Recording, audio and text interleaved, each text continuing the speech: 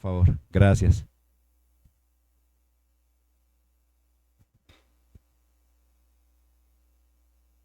¿Cuántos hasta aquí han recibido una bendición? Amén. Amén. Gloria a Dios. Así es.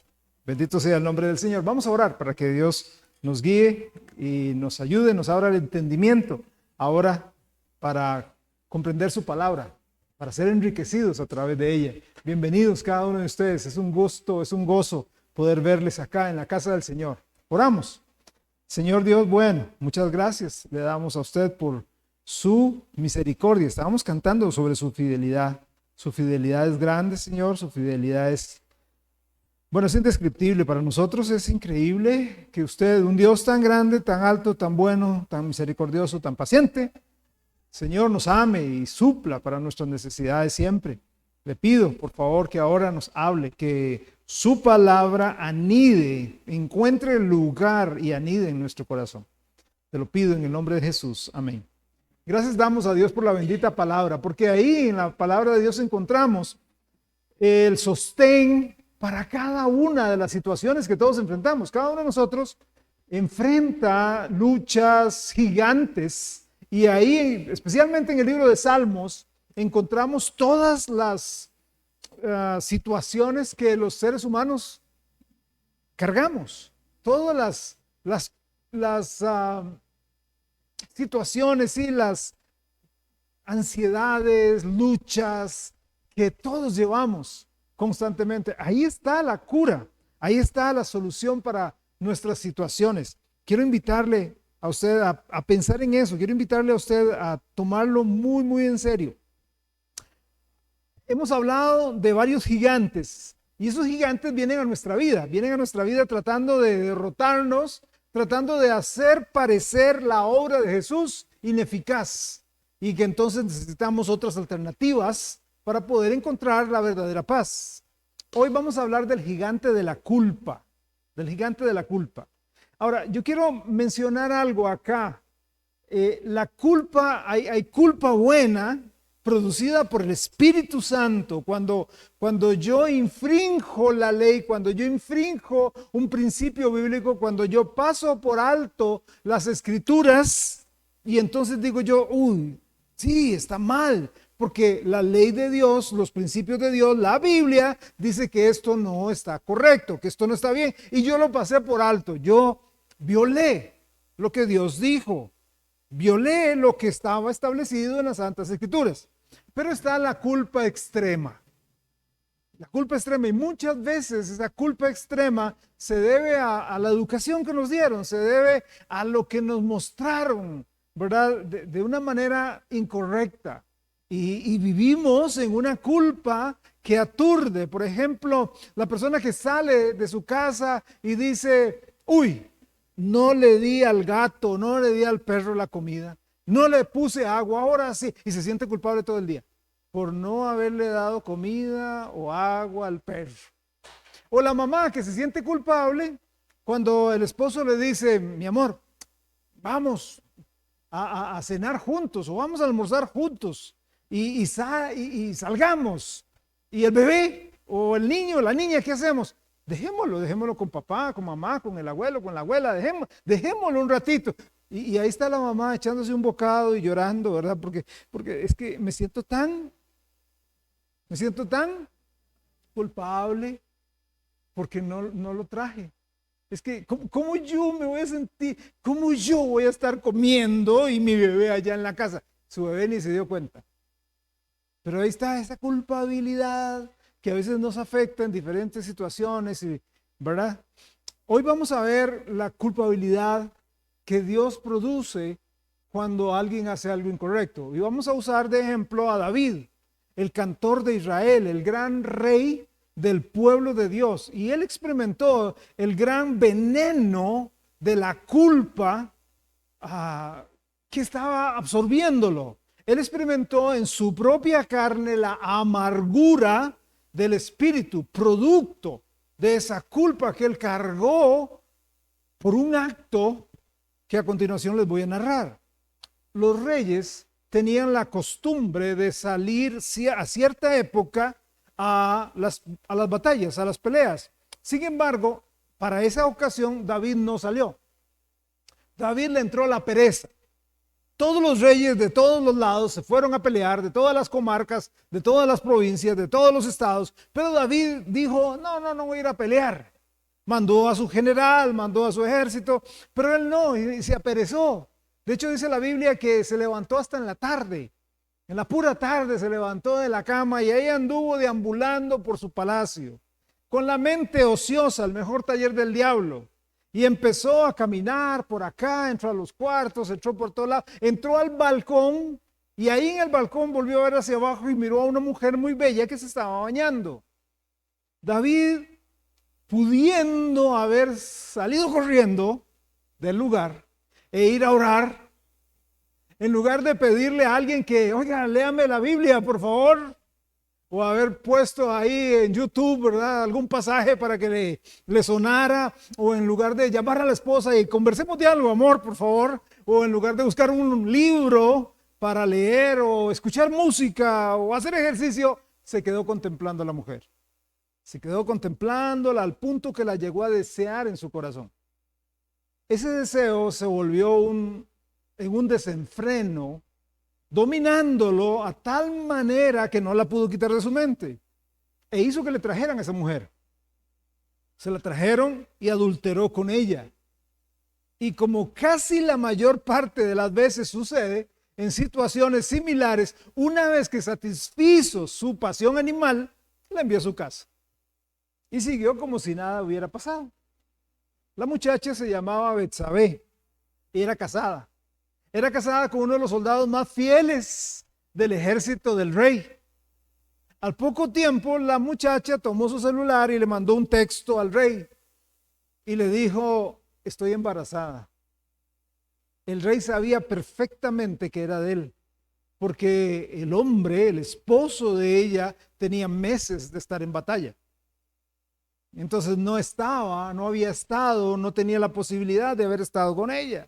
Ese hombre se estaba matando y estaba arriesgando su vida por su nación, por su rey, y llevaba meses allá. David sabía que tenía que hacer algo al respecto. El asunto se iba a saber, el tamal se iba a desenvolver. Entonces tenía que rápido hacer un plan. Entonces hace un plan. Y él dice, ya sé, voy a traer al esposo, voy a darle una licencia, voy a escribirle al general Joab de que le dé una licencia. Que venga Urías, que era el nombre del esposo, que venga Urías a la casa. Y entonces, al llegar a la casa, tenía rato de no estar con su señora, probablemente iba a tener de manera lógica intimidad con ella, y así parte sin novedad. Él iba a estar con la esposa, luego lo iba a mandar de nuevo a la batalla y ahí salió que quedó ella embarazada ese rato que él estuvo con. Él lo había pensado muy bien. El problema grande era que Urías era tan fiel a sus compañeros de armas, tan fiel a su general, tan involucrado con su causa, que declinó la oferta de ir a dormir. Él llegó del frente de batalla, llegó a donde el rey, y el rey le dijo, ve muchacho, te has ganado el estar con tu familia, andate ahí con tu esposa, vaya. Y él salió, pero no fue a la casa, sino que él dice, ¿cómo voy a hacer yo semejante cosa? Cuando mis compañeros se están matando allá, yo ahí calientito en mi camita con mi esposa y los otros arriesgando su vida. No, yo no puedo. Y él se fue a las barracas donde estaban los sirvientes y algunos soldados que se habían quedado ahí. Él va y se acuesta y duerme a la par de esos hombres. Entonces David, desesperado, dice, qué tirada, plan B, lo voy a invitar a casa, le voy a dar una cena exquisita y buen vino. Lo voy a embriagar. Y ya el hombre bien ebrio, entonces va a perder el camino de las barracas y se va a ir directo a la casita. Y en efecto le dio buena comida, le dio buen vino, el hombre salió bien ebrio, pero no sirvió. El hombre era tan fiel que aún ebrio buscó las barracas y fue a donde los sirvientes. No estuvo con su esposa. Entonces el rey dice, rey, no, de esta no me salvo. Viendo que sus opciones, plan A, plan B, no le habían funcionado, decide hacer algo. Toma papel, toma una pluma y le escribe una carta dirigida al general que estaba en el frente de batalla. Y él más o menos escribió lo siguiente: querido Joab, general del ejército de Israel, tengo una estrategia buenísima. Viene de West Point. Necesito que ponga a Urías al frente de todo el ejército, en la punta de lanza. Él va a ir adelante. Hagan una incursión en la parte más candente de la batalla, penetren las líneas enemigas y cuando vean que la cosa se pone al rojo vivo, usted y todo el ejército calladitos se tiran para atrás y lo dejan solo. Lo dejan solo a él peleando contra el enemigo. De fijo lo van a matar, pero no se preocupe. Siga mis órdenes. David tomó la carta, la arrolló, se la dio a Urías. Urías tomó la sentencia de muerte en sus manos. Tan fiel era este hombre que ni siquiera se le ocurrió decir, échale un ojito a la carta. No, tomó la carta, la llevó directo al general Joab, se la entregó y probablemente en su descaro el rey David llegó a decirle, mi muchacho, tengo una misión sumamente importante para vos. Toma, llevarle esta carta al general. Ha sido encomendado a esa misión. Y el hombre toma y probablemente se queda viéndole y le dice, señor, sí señor, ¿verdad? Y lo saluda y una sonrisa y levanta su pecho, se pone el uniforme y se va. Llega donde Joab, le da la carta. Y yo quiero que ustedes imaginen la cara de Joab. Joab se queda viendo a Urías. Urías le dice, aquí el rey me encomendó una misión y aquí están las órdenes. Y se queda, él abre la carta y empieza a leer todo lo que le acababa de pedir el rey David. Me imagino la mirada de él cuando vuelve a ver a ese soldado, fiel, erguido, valiente, dispuesto. ¿Y qué pudo haber pensado? ¿Qué pudo haber pensado? Lo voy a sacrificar, lo vamos a matar. Qué triste, qué triste. El general cumplió al pie de la letra las órdenes del rey. Preparó el escuadrón suicida, llamó a sus mejores hombres y le dijo Joab, le dijo Urías, usted va a comandar esta misión. Usted va a ir adelante como punta de lanza y el resto de soldados van a estar detrás, van a estar apoyándolo. ¿Ok? Y el hombre, sí, claro que sí, y así vamos a derrotar a los enemigos, claro que sí, el ejército va a ir detrás de usted, no se preocupe, ustedes van como punta de lanza abriendo el camino, pero todo el mundo va a ir detrás, ¿está bien? Sí, señor. Y ahí empezaron, entraron a territorio hostil y cuando estaba la batalla en lo más recio, todos abandonaron al pobre hombre para morir solo y masacrado. Yo me imagino al hombre volando espadazos por todos lados y volviéndose en determinado momento, muchachos, ya los estamos venciendo, vamos adelante, vamos. Solo. Joab le mandó las noticias al rey. La misión había sido cumplida fielmente. David pensó que ahí había quedado el asunto, pero algo pasó en su corazón. Él había adulterado, había mentido, había abusado del poder y había asesinado. Y todo eso pesaba fuertemente en su corazón, a tal punto que le robó completamente la paz. No tenía paz en lo absoluto. Él entonces dice, porque así somos, ¿verdad? Y no le echará mucho la culpa a David, porque así somos. Plan A, plan B, plan C y llegamos a plan Z y entonces pasamos, ya llegué al Z y ahora ¿qué hago? Ya sé, ¿verdad? Como hace el Excel, ¿verdad? ¿verdad? A, B, A, C, A, Z, ¿qué hacemos? Bueno, B, B y ahí vamos. Entonces él dice, tengo otro plan. Voy a casarme con la muchacha. Entonces no hay ningún problema. Entonces yo voy a ser el salvador. Ay, qué bueno el rey. Pobrecita la viuda, él se casó con ella. Entonces se casó con la muchacha, ¿verdad? Pero ustedes recuerdan el resto de la historia. Fue muy triste. El bebé nació enfermito y al poco tiempo de su nacimiento murió. La consecuencia de David le seguía torturando porque ya había pasado un poco más de un año. Hay dos salmos que él escribió donde él describe la condición en la que él se encontraba, y son el Salmo 32 y el Salmo 51. El 32 fue escrito después de haber arreglado su situación con Dios. Y el Salmo 51 nos presenta la lucha encarnizada que David llevaba en su corazón, luchando contra la culpa que se lo devoraba vivo, con la desesperación, con la frustración que venía cargando. En algunas partes del Salmo 32 nos arroja un poco de luz de manera adicional de cómo él lidió con esa culpa.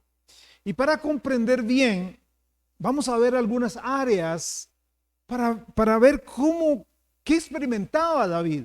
Porque en realidad todo hijo o hija de Dios, y hablo de hijo o hija de Dios porque la persona que no tiene a Cristo puede hacer por lo que sea y puede sentir un poquillo de remordimiento, pero hasta ahí.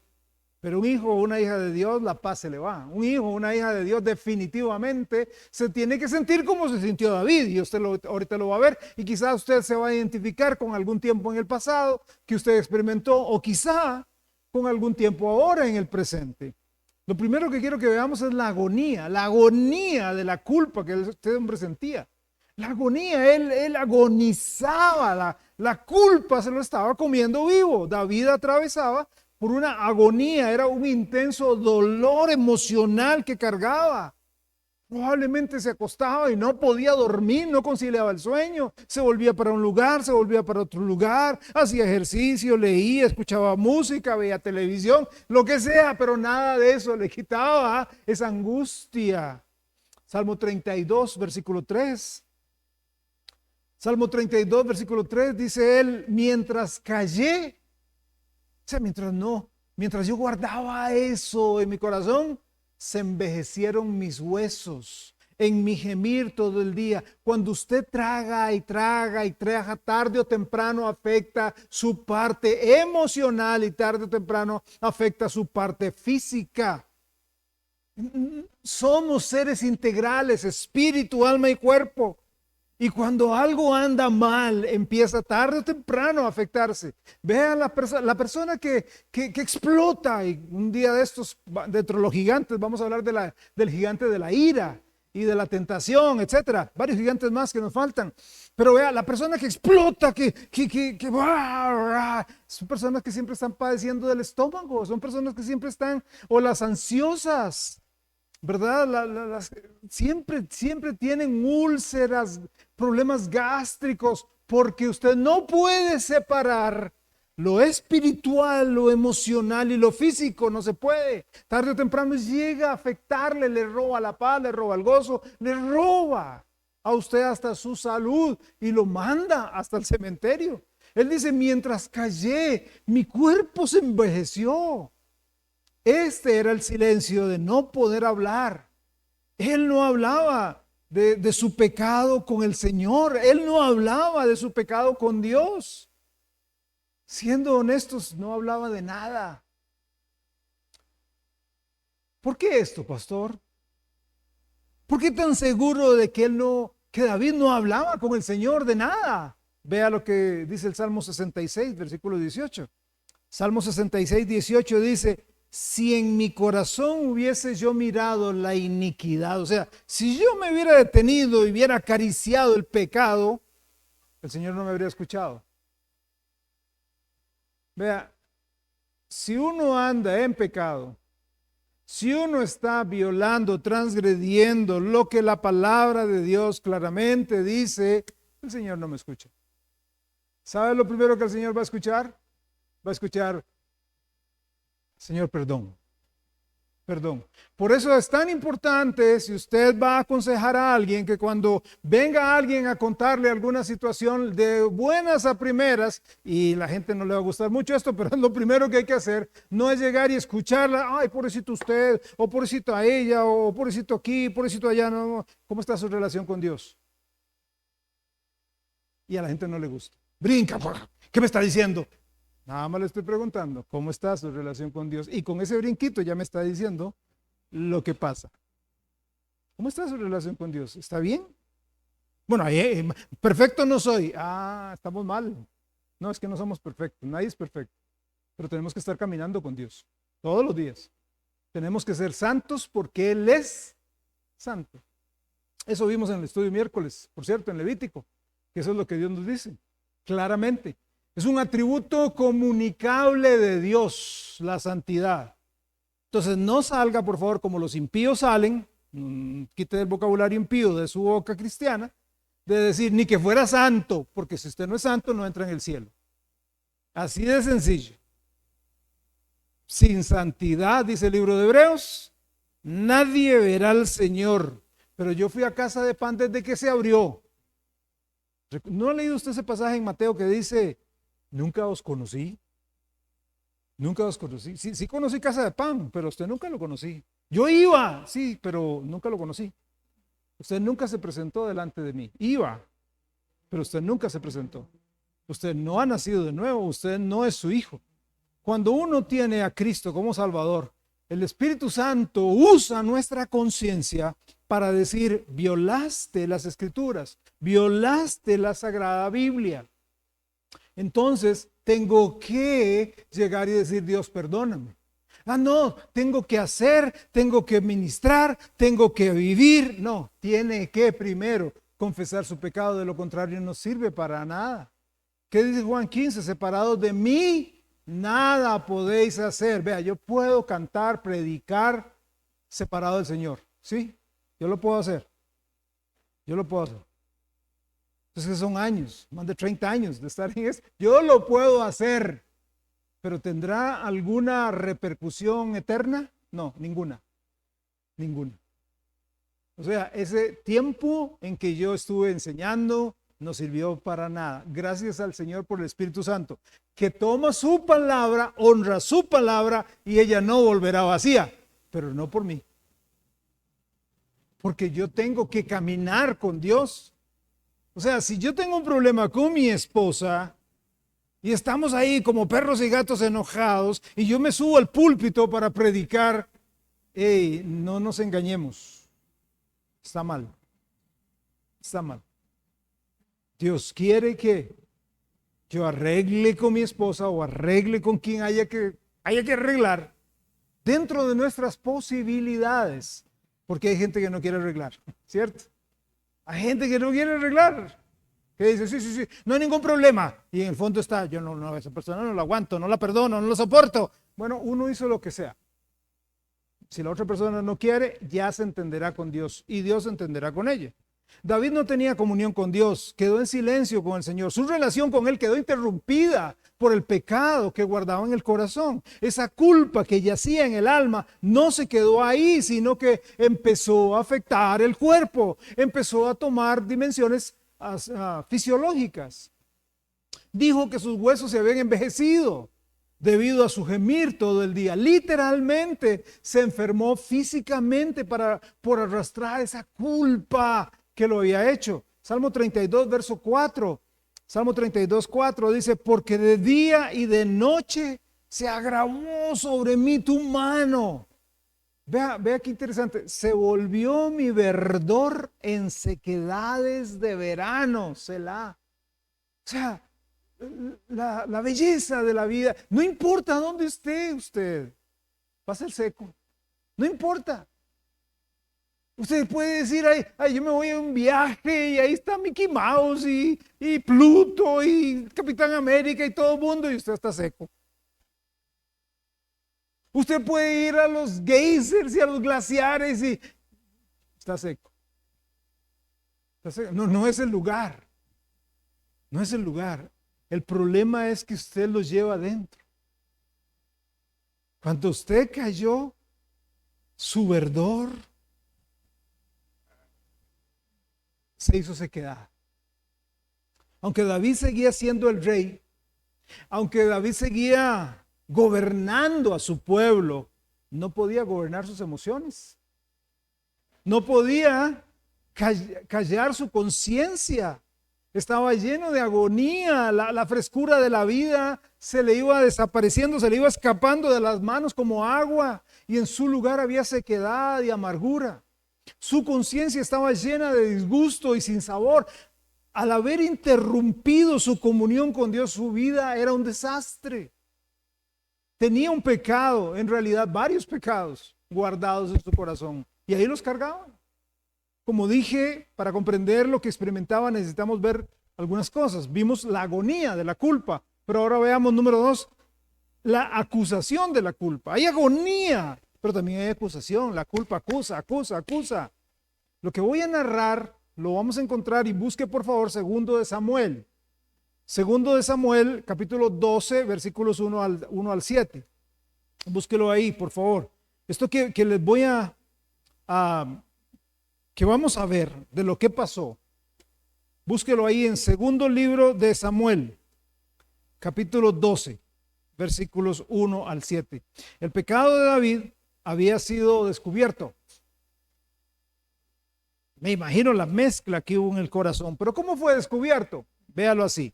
Segundo de Samuel 12. Jehová envió a Natán a David, y viniendo él le dijo, y empezó a narrarle una historia. Había dos hombres en una ciudad, el uno rico y el otro pobre.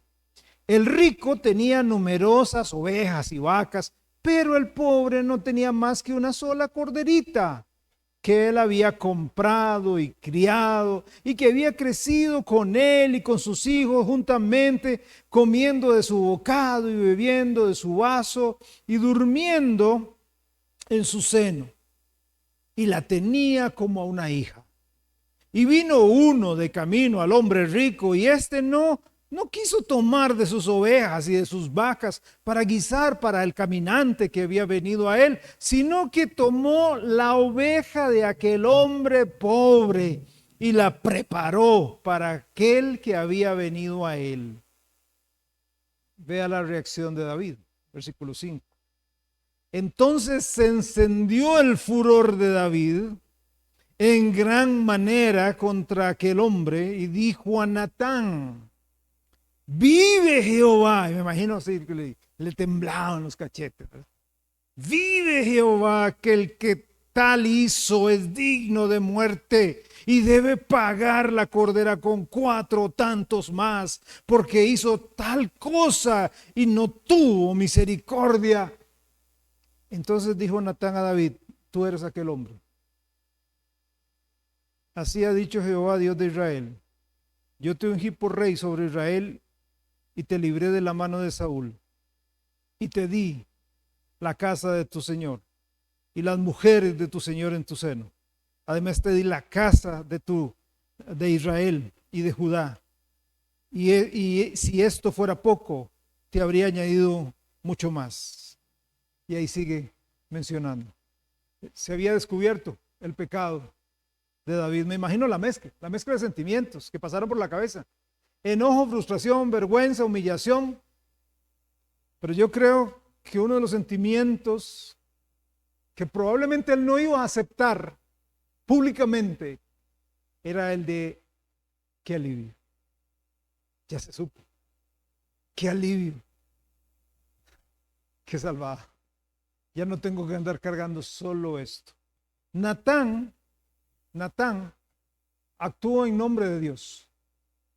Qué difícil es. A veces se piensa que un buen amigo, una buena amiga, es el que le ríe todo a la otra persona. El que dice: ay, pobrecita vos, pobrecito vos, esto y el otro. Y sabiendo que tal vez algo está malo y no se frena. No se dice: hey, eso es incorrecto. Natán pudo perder la vida ahí. ¿Cierto? Eso no lo dijo delante de un montón de soldados. Eso lo dijo en el cuarto solo con el rey David. El rey David perfectamente, como usted puede leer en otras ocasiones ahí en el libro de Jueces y Reyes, los reyes perfectamente podían decir: salga todo el mundo de aquí, me deja solo, lo mato y digo: el hombre me hizo un intento de homicidio aquí, tuve que defenderme y lo maté, y ahí parte sin novedad. Pero ahí está el corazón de David. La gente dice: pero ¿por qué dice la Biblia que David tenía un corazón conforme tenía un corazón como Dios quería que lo tuviera. Si el hombre adulteró, mató, era un sinvergüenza, un cochino. ¿Cómo puede decir la Biblia eso? Por el corazón. Véalo. Cuando lo llaman no dice, yo, jamás. Urías, estás equivocado. Yo creo que era el de la par. Era Joab. No, él dijo, me imagino, él agachó la cabeza y dijo, sí. Eso nos enseña a nosotros que si de verdad amamos a un amigo, a una amiga, si de verdad estamos amando, cuando alguien llega por consejo, no es solamente llegar, ay, pobrecito, qué tristeza, es, momentito, vamos a ver qué dice la Biblia, y si estás alineado con la Biblia, estás bien, si no estás alineado con la Biblia, no estás bien. ¿Quién dice eso? Ay, pero ya no me van a buscar como amigo. ¿Qué prefiere? ¿Tener un amigo que un día te va a meter un puñal igual? ¿O alguien que va a decir, sí? En el Salmo 51 dice en la pantalla, encontramos el reconocimiento de la culpa. Aunque los títulos en la Biblia no son inspirados por Dios, los títulos, ¿verdad? Nos ayudan a entender un poquito lo que iba a suceder posteriormente cuando yo leo el capítulo. ¿A qué me refiero con esto? Cuando yo llego al Salmo 51, en mi Biblia, Reina Valera 60, tal vez en la suya dice algo muy parecido, está escrito lo siguiente, ese es un título: arrepentimiento y plegaria pidiendo purificación. Al músico principal, Salmo de David, cuando después que se llegó a Betsabé, vino a él Natán el profeta. O sea, él escribió ese salmo y ahorita vamos a leer unas partes donde desgarran el corazón. Una vez que Natán le dijo, usted fue ese hombre. ¿Qué corazón el de este hombre David? Porque la gente piensa, pero tener el corazón de Dios, ¿y por qué él hace? Es que tener el corazón de Dios no es ser perfecto, nadie es perfecto. David era un brutal guerrero, por eso no se le permitió construir el tabernáculo. Sus manos estaban manchadas de sangre. Cuando su hijo lo andaba persiguiendo, uno de los generales le dijo, ay papito, no se meta con ese hombre. Él es un león en la batalla. Usted no sabe contra quién se va a meter. Usted no conoce a David, cómo él puede llegar a despedazarlo a usted y a todo el ejército. No es que él era perfecto, no es que era perfecto, pero cuando Dios lo confrontaba, él decía, se desarmaba, no ponía excusas. ¿Qué hizo David ante la situación? Lo mismo que debemos hacer. Por eso, número 3, aquí vemos el reconocimiento de la culpa. Aprendamos de David para hacer lo mismo si estamos en una situación parecida. Aprendamos de él. ¿Qué hace este hombre? Veamos entonces cómo enfrentar el gigante de la culpa para vencerlo. Repito, no estoy hablando de la culpa extrema, de esa culpa que nos imaginamos nosotros, sino de esto que yo hice, donde claramente la Biblia dice, yo no debo mentir y mentí. Pecado. Donde dice, yo no debo codiciar y codicié. Cuando dice, no debo guardar resentimiento y guardo resentimiento. Dios produce esa culpa. ¿Para qué? ¿Cómo enfrento a ese gigante? Número 1, acepte. Eso es lo que hizo él. Él aceptó, él acepta la plena responsabilidad de lo que hizo. Lo aceptó. No le echa las culpas a los demás. No es su jefe, no anda con los dichos populares ahí es que, ¿qué te puedo decir, Natán? Uno renco y lo empujan. Natán, ¿quién la tiene ella bañándose ahí, plena luz? Uno es hombre. No es su jefe, no es su amigo, no es su esposa, no es su esposo, no son sus hijos, no es el vecindario el que tiene la culpa del pecado que usted cometió o de la acción inapropiada que usted hizo. En el Salmo 51, nosotros vemos cómo él se responsabiliza. Véalo cómo él se responsabiliza. Él dice en el versículo 1, ten piedad de mí, borra mis rebeliones. En el versículo 2, lávame más y más de mi maldad, límpiame de mi pecado, porque yo reconozco mis rebeliones y mi pecado está siempre delante de mí. Contra ti solo he pecado. ¿Quién? Yo. Y he hecho, ¿quién? Yo, lo malo delante de tus ojos. ¿Qué está haciendo David? Estaba levantando la mano y diciendo, yo soy responsable. La culpa es mía y de nadie más. Fui yo el que pecó. Esto es diferente, tristemente, a lo que vemos hoy, a la forma en cómo el mundo enseña, está enseñando hoy y que se está filtrando hasta las iglesias. Se está metiendo en la educación y se está metiendo en la iglesia. El mundo enseña que para librarnos podemos echar la culpa a otros y eso nos va a hacer sentir mejor, pero la pura verdad es que no es así. Usted necesita reconocer lo que usted ha hecho, necesita enfrentarlo, necesita sacarlo, dejar de ocultarlo y aparentar que nada está pasando. Número 2, ¿qué hace David? Número 2, reconoce la pecaminosidad del pecado. Usted dice, es como una redundancia. Sí, es como para poner fuerza. Reconoce, ve la maldad que hay en él como pecador. No trató de dorar la píldora. ¿Ha escuchado esa frase? No trató de dorar la píldora, como decimos, o poner fachadas de que aquí no ha pasado nada. No es tan malo. Ve el pecado como lo que es, una ofensa al Dios 3 veces santo. Hay palabras diferentes en el Salmo 51 que describen lo que él había hecho. Veámoslas, esas palabras, rapidito. Primero usó la palabra rebeliones. En Salmo 51, en versículo 1, en su segunda parte, dice, borra mis rebeliones. Esta palabra rebelión quiere decir haberse rebelado contra Dios, haberse rebelado contra lo que está claramente expreso de que no se debe hacer. No es que él era ignorante de tomar otra mujer que no era su esposa. Como alguien un día esto me dijo, pastor, es que yo no entiendo cómo es que Dios, ¿dónde, en qué parte de la historia es que Dios permite o dice ya que el hombre no puede tener más mujeres? ¿A dónde es? Bueno, en Génesis 1. Desde ahí. Cuando Dios le hizo a Adán una esposa, desde ahí. ¿Y por qué este y aquel y tenían un montón? Por pecado.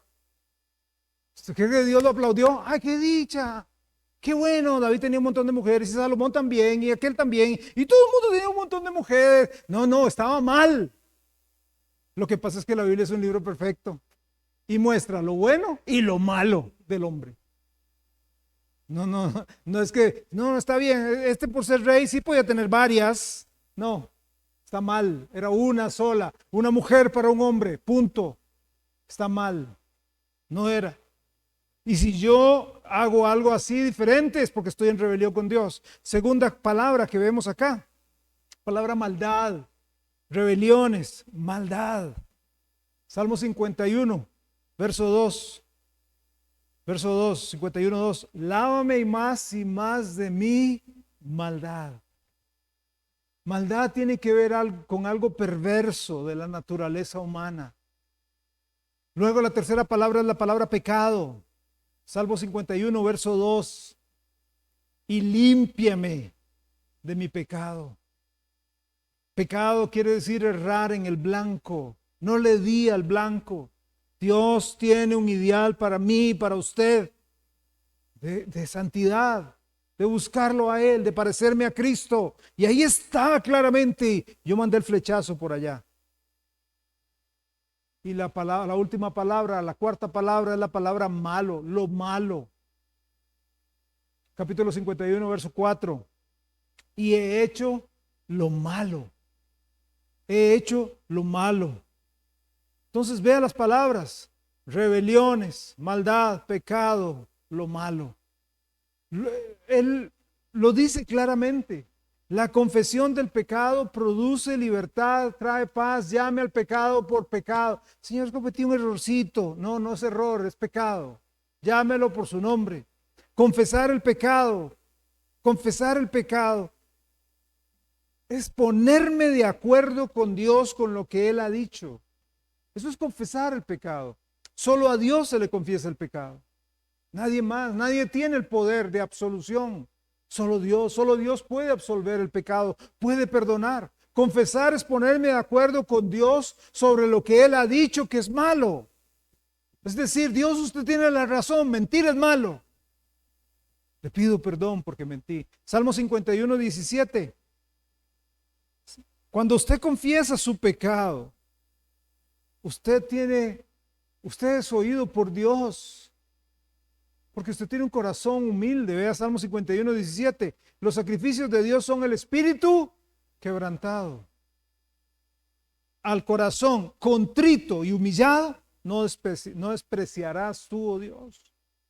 Salmo 32, versículo 5. Mi pecado te declaré y no te encubrí mi iniquidad. No es el resbaloncillo que me di, Señor, te declaré. No, mi pecado te declaré. Confesaré mis transgresiones a Jehová y tú perdonaste la maldad de mi pecado. En nuestra generación actual tenemos un serio problema, tanto en el campo eclesiástico como educativo. La palabra pecado está siendo borrada del vocabulario porque es ofensiva. Se necesita, dicen los propulsores de este estilo conductual positivo, no usar lenguaje que acusa, que confronta, para que el estudiante o el miembro de la iglesia no se sienta mal. Lo mismo sucede en las iglesias, donde el pecado, la confesión, el arrepentimiento y la restitución no se usan porque son palabras feas de mal gusto.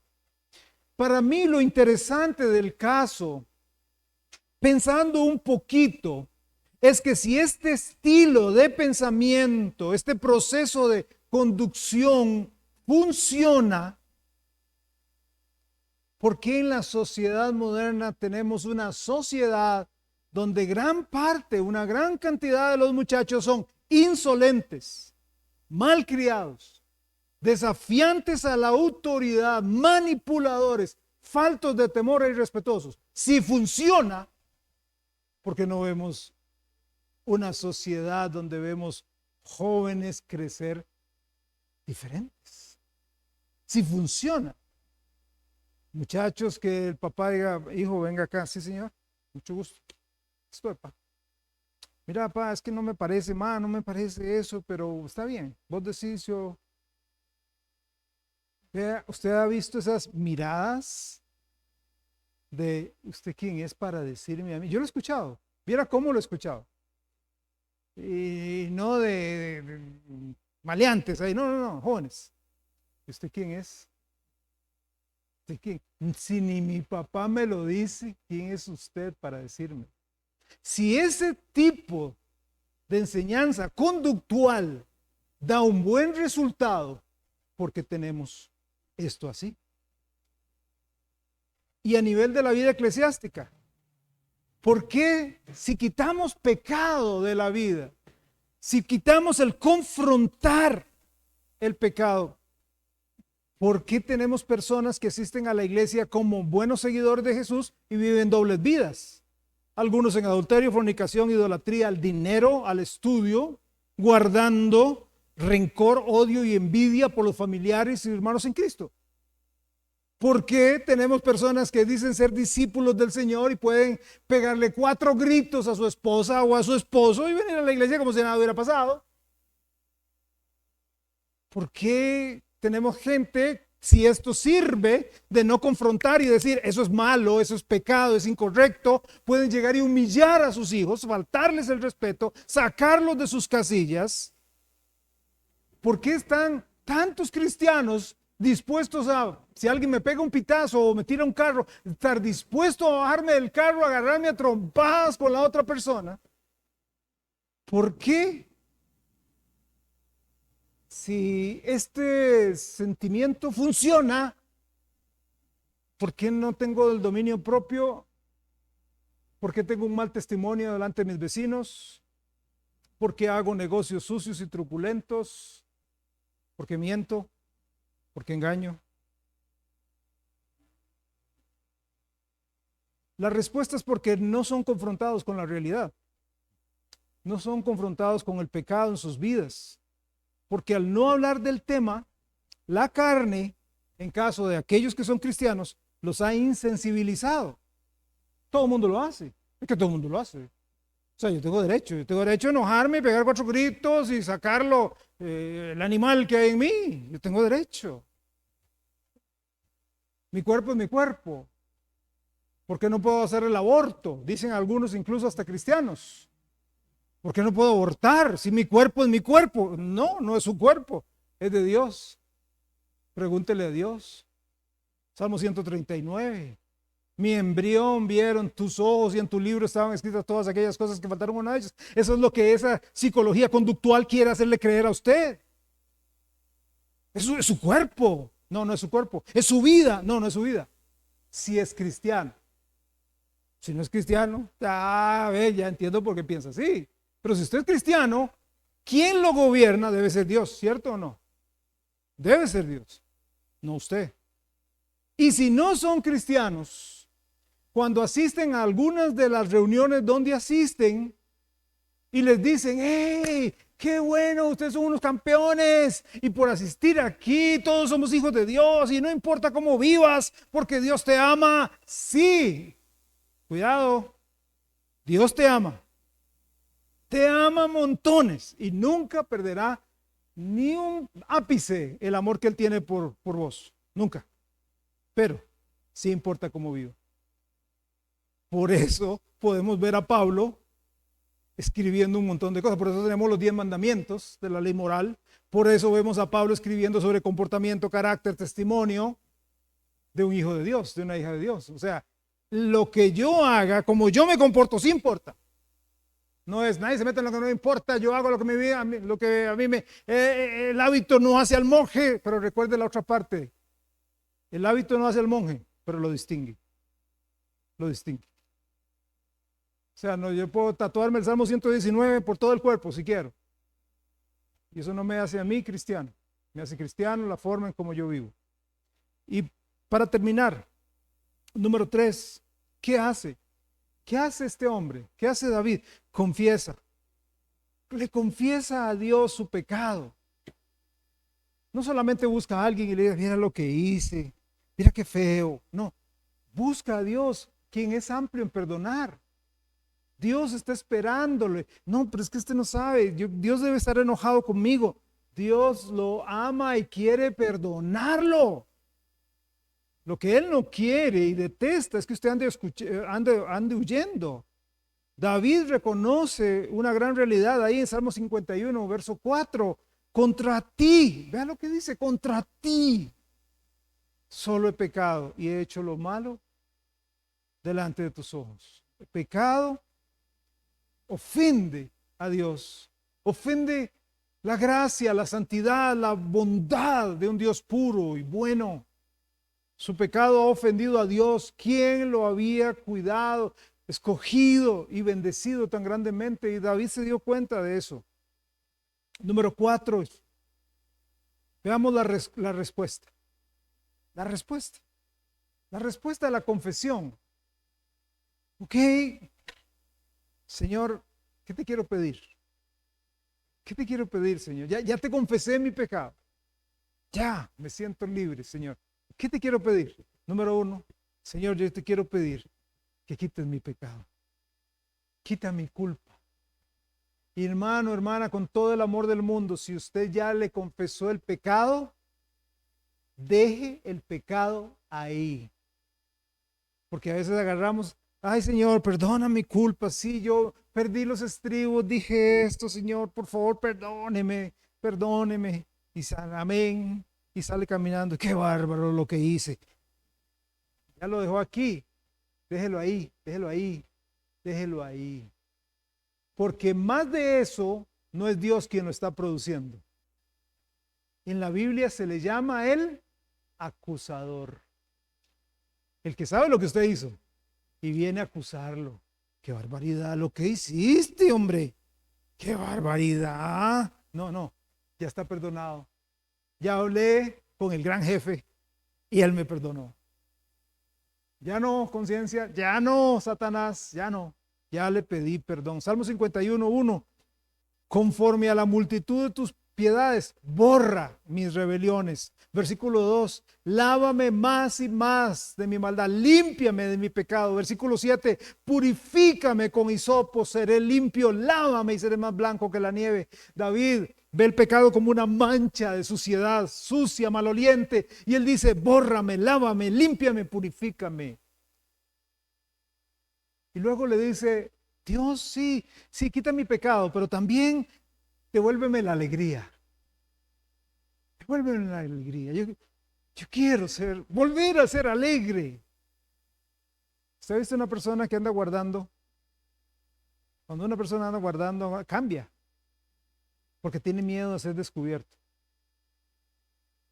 Huye el impío sin que nadie le persiga, dice la Biblia. Es que si me agarran, si me agarran lo que está escrito en el teléfono, lo que tengo ahí en el historial de la compu, si me agarran, devuélveme la alegría. Salmo 51:8. Hazme oír gozo y alegría y se recrearán. ¿Recuerda los huesos que estaban enfermos al principio? Dice, ahora se pueden recrear los huesos que has abatido. Salmo 51:12. Vuélveme el gozo de tu salvación. El pecado en cualquiera de las formas roba el gozo.